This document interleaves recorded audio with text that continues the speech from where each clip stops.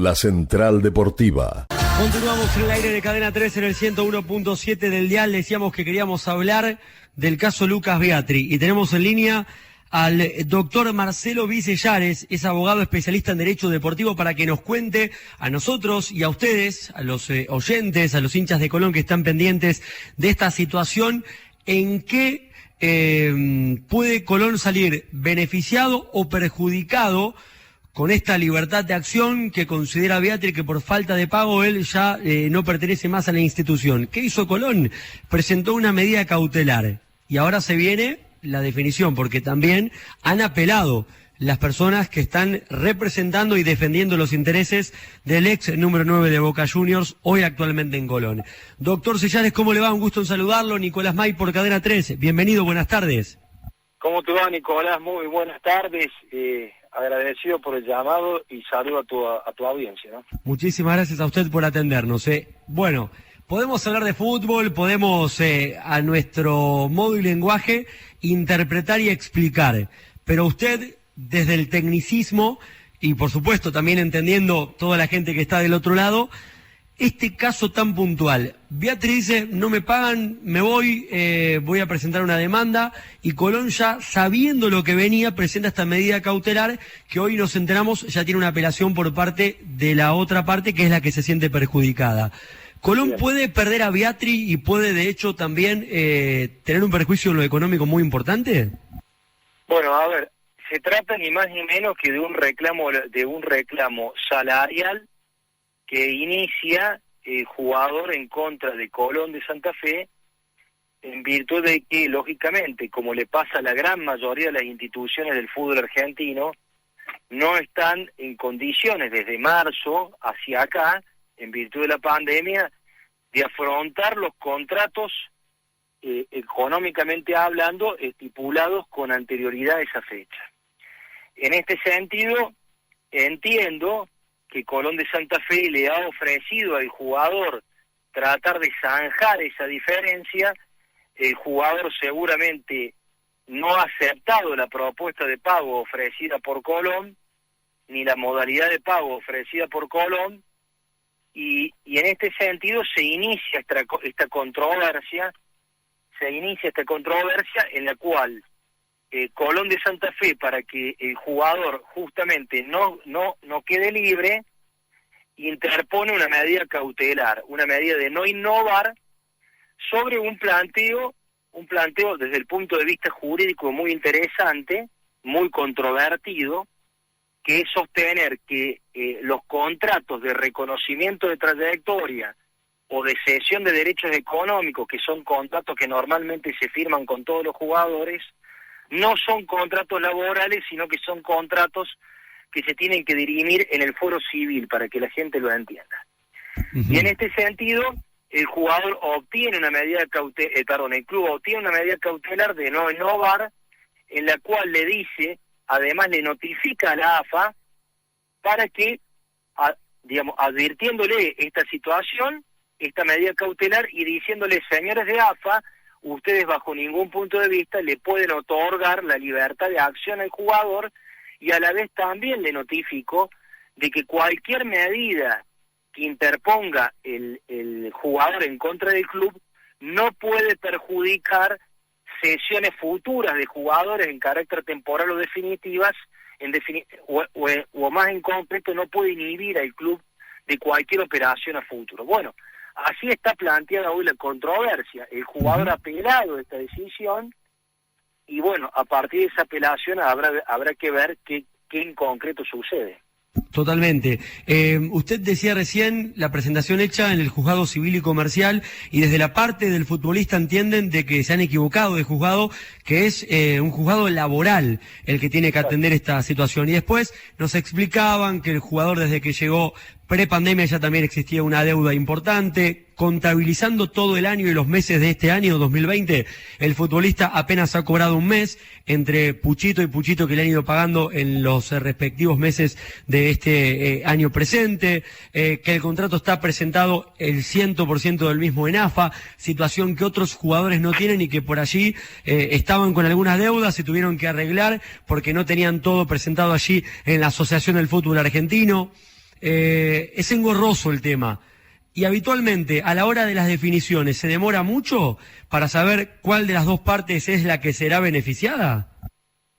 Normalmente este tipo de controversias, se inician al revés. Normalmente el jugador, cuando tiene el club un retraso con una deuda salarial, conforme el convenio colectivo de trabajo, inclusive dice que ante un mes de retraso en el salario, el jugador puede intimar al club a que en 48 horas abone ese salario deudado. De lo contrario, el jugador puede resolver el contrato, extinguir el contrato y exigirle a la AFA la libertad de contratación. Ese es el procedimiento normal. Claro, cuando claro. existe una deuda salarial. ¿Qué es lo que ha hecho Colón? Lo que ha hecho Colón es anticiparse, como comúnmente se dice. Se ha anticipado a esta intimación o a este posible juicio laboral y ha obtenido esta medida cautelar, que en concreto lo que dice es, le pone en conocimiento la AFA de que bajo ningún punto de vista el jugador pueda solicitar la libertad de contratación. ¿Me entiende lo que le quiero decir? Sí, señor. O sea, Sí. Que el jugador, por más que inicie un juicio laboral, no puede la AFA, porque en definitiva la libertad de contratación de un jugador la otorga la AFA. ¿Por qué otorga la libertad de contratación? Por un hecho muy sencillo, porque hay un derecho que es constitucionalmente válido, que es el derecho de trabajar. Normalmente este tipo de conflictos siempre, o casi siempre, no siempre, casi siempre, esta no puede dejar, quizás es o no la excepción, habrá que ver cómo suceden las cosas, pero normalmente en el fuero laboral, por deudas impagas, por salarios adeudados, los tribunales normalmente le dan la razón, jurídicamente hablando, al jugador de fútbol. Lo que a mí me parece es que Colón lo que ha hecho es anticiparse para lograr dos cosas. Primero, que el jugador no sea declarado en libertad de contratación por la AFA, y en segundo lugar, que la deuda que reclame Viatri no repercuta en futuras cesiones o ventas que Colón quiera hacer de sus jugadores, y a la vez no repercuta en las contrataciones que ha hecho para este campeonato que se inicia el día de hoy. O sea, exactamente, claro. Puedan seguir jugando. Colón tiene a Piovi y a Jailer Goes, que son los dos refuerzos, uno lesionado, el otro no, ha viajado a Buenos Aires, y ahí está el tema. No quedarse Domínguez sin la chance de poder utilizar a los nuevos futbolistas.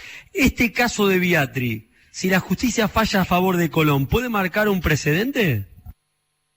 Si la justicia fallara a favor de Colón, puede marcar un precedente muy interesante, en el sentido de que esta medida cautelar tiene algo muy llamativo, a mi modo de ver, o por lo menos interesante de discusión desde el punto de vista jurídico.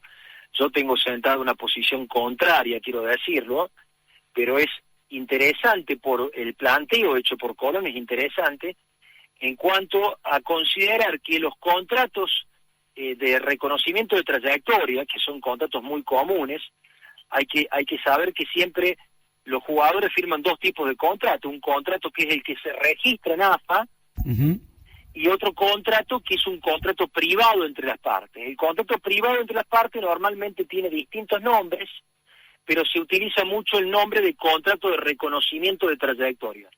A mi modo de ver, son siempre contratos laborales, porque en definitiva en esos contratos también se tiene en cuenta el salario, la modalidad de pago del jugador. Inclusive hay jurisprudencia que avala esto que yo les manifiesto. Sin embargo, el planteo que hace Colón no deja de ser, desde un punto de vista jurídico, muy interesante. Dice: señores, estos no son contratos laborales, son contratos civiles, y por ende Colón no está en condiciones de afrontar el cumplimiento de estos contratos. Invoca lo que se llama jurídicamente la teoría de la imprevisión, o sea, cuando existe un acontecimiento externo, involuntario, ajeno a las partes, como ha sido lógicamente la pandemia, y le dice: señor juez, hasta tanto atendamos la naturaleza jurídica de estos contratos, otórgueme esta medida cautelar, a los fines de que el jugador no se declare libre por la AFA, y no me inhiba el club en cuanto a las contrataciones que he hecho para este campeonato y de las futuras ventas o cesiones a préstamo que pueda efectuar. Totalmente, entendido. Ese es el lado de Colón, la parte interesante que también usted nos acaba de narrar, doctor. Y también pienso del lado del futbolista que te dicen, hasta el último día entrenó, no mandó la carta documento cuando el resto de los jugadores sí lo estaban haciendo. El técnico lo tiene en cuenta, él se quería quedar, le habían ofrecido un contrato de 3 años, importante el mismo, no se le cumplió el salario, no se pagaron los contratos en tiempo y forma, y el agregado de que el contrato de Beatriz está presentado íntegramente en AFA. El resto de los jugadores de Colón que tuvieron una situación similar tenían la parte presentada en AFA y el contrato personal que es cara a cara con el presidente, con la entidad máxima del club. Así que es una historia que tendrá algunos capítulos más y me gustaría volver a llamarlo, a consultarlo de este tema, doctor, si no es molestia. Por favor, a su disposición, veremos cómo sigue. Solo que creo que el jugador va a apelar, me anticipo a hacer un presagio personal, por supuesto, no tengo ningún elemento.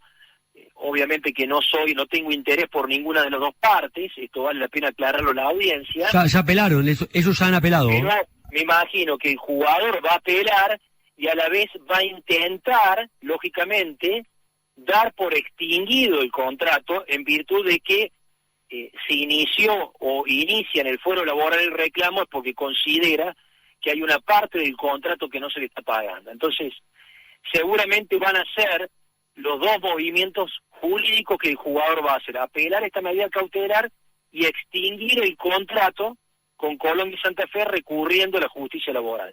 Es lo que yo me imagino en lo personal, ¿no? Sí, señor. Doctor, un gran abrazo, gracias y por atendernos en esta ocasión y estaremos hablando. Un abrazo.